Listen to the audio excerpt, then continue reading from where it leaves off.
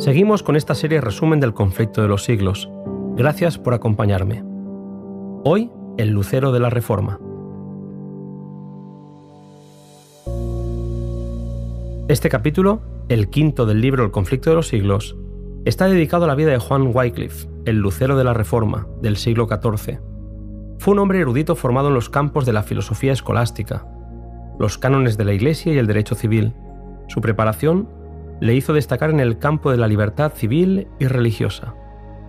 Habiendo experimentado un vacío que ni sus estudios superiores ni las enseñanzas de la Iglesia podían llenar, Wycliffe se consagró a investigar las Escrituras.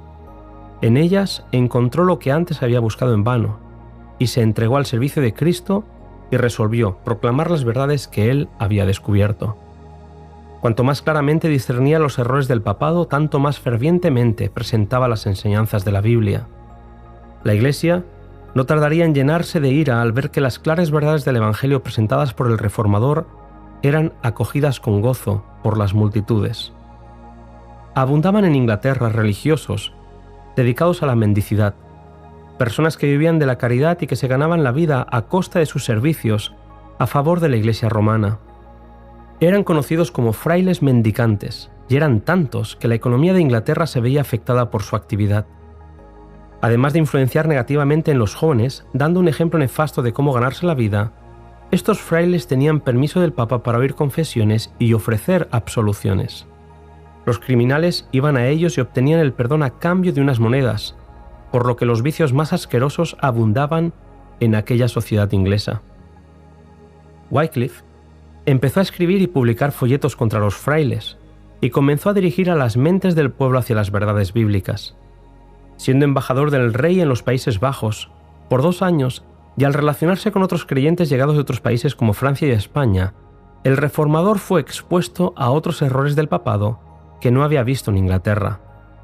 Volvió a Inglaterra para reiterar sus anteriores enseñanzas más abiertamente y con mayor celo que nunca, y declarar que la codicia, el orgullo y el engaño eran los verdaderos dioses de Roma.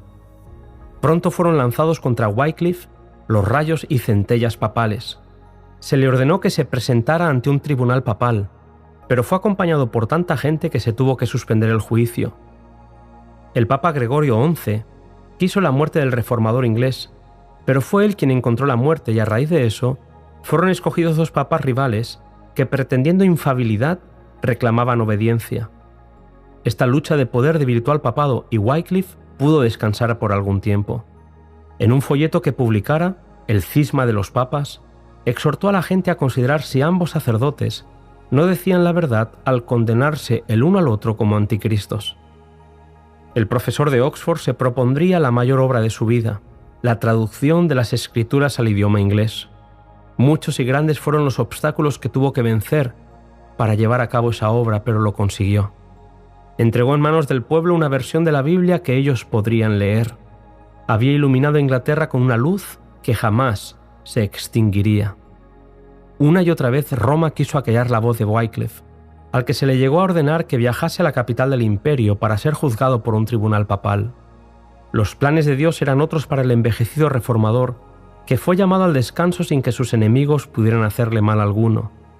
Los papistas habían fracasado en su intento de perjudicar a Wycliffe durante su vida, y su odio no podía aplacarse mientras los restos del reformador siguieran descansando en la paz del sepulcro.